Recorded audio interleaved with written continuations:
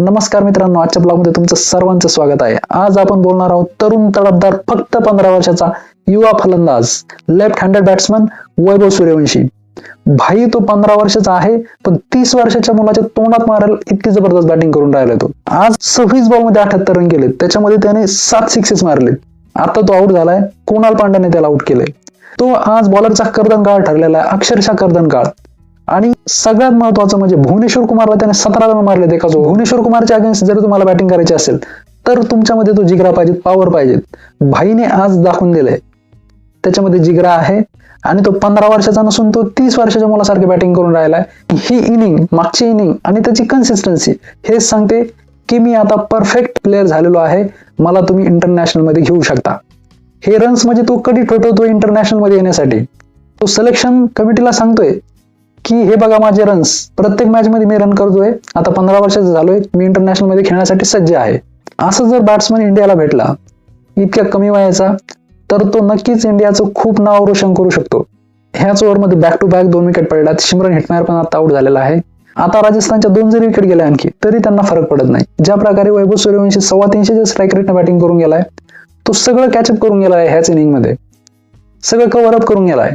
त्याच्यामुळे त्यांना फरक पडत नाही सध्या. आता फक्त 69 बॉलमध्ये 72 रन करायचे त्यांना. बघू शकता तुम्ही काय त्याचा दर्जा आहे यार त्या बॅटिंगचा. मी तर फुल्ली इम्प्रेस झालो त्या पोरावर. इतकी जबरदस्त बॅटिंग करतोय तो. ह्या 27 मार्चला तो 15 वर्षाचा झालाय आणि घरच्यांसमोर त्याची मॅच बघावं का नाही असं झालंय, कारण की त्याचं एज आणि आमचं एज दुप्पट फरक आहे. तो ज्या प्रकारे परफॉर्मन्स करतोय, तो डायरेक्ट तोंडात मारून सांगतोय की बघा मी काय करतोय आणि तुम्ही काय करताय.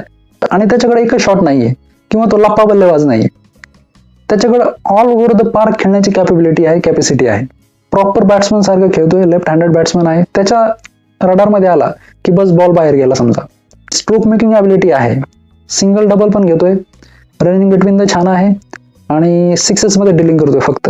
आणि त्याची प्रायोरिटीज आहे फक्त सिक्सेस मध्ये डिलिंग करणार. सिंगल डबलवर तो विश्वास ठेवत नाहीये. जसा वीरेंद्र सहवाग होता, तो फक्त 6 आणि 4 मध्ये डिलिंग करायचा.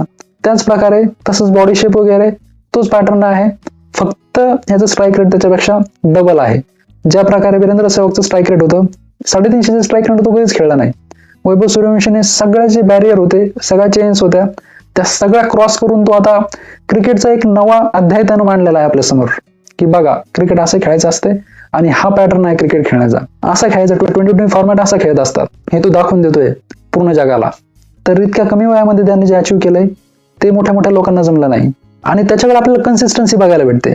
असं नाही की एका मॅच मध्ये समजा 30 केले, दुसऱ्या मॅच मध्ये 0वर गेला, नंतर 50 केली, पुन्हा 0वर गेला, असं नाही. प्रत्येक मॅच मध्ये तो 350, 200, 250च्या स्ट्राईक रेटने बॅटिंग करतोय.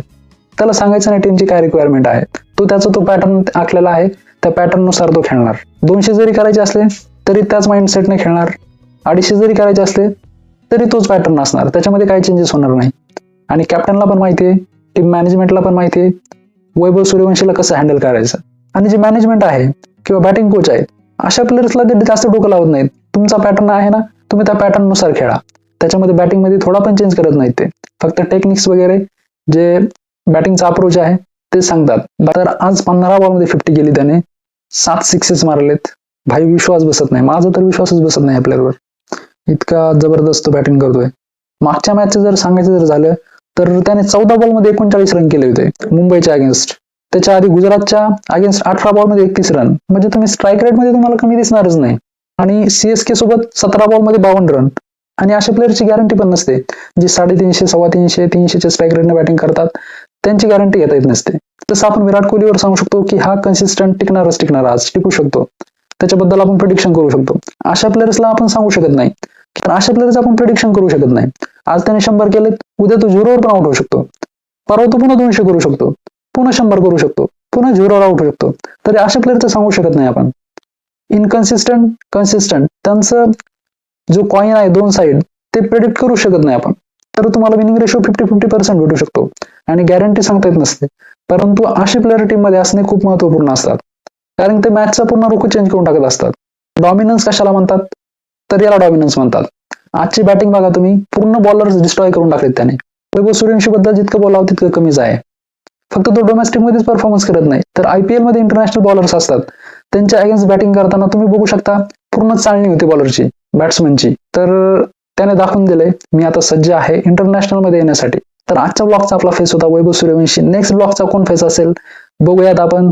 त्याआधी जर तुम्ही चॅनलवर नवीन असाल आणि तुम्हाला असेच क्रिकेटचे बद्दल माहिती जर मिळवायची असेल तर तुम्ही आपल्या चॅनलला सबस्क्राईब करा, फॉलो करा आणि शेअर करा, जेणेकरून तुम्हाला जे आपले नवीन व्हिडिओ येतील त्याचं तुम्हाला नोटिफिकेशन भेटेल.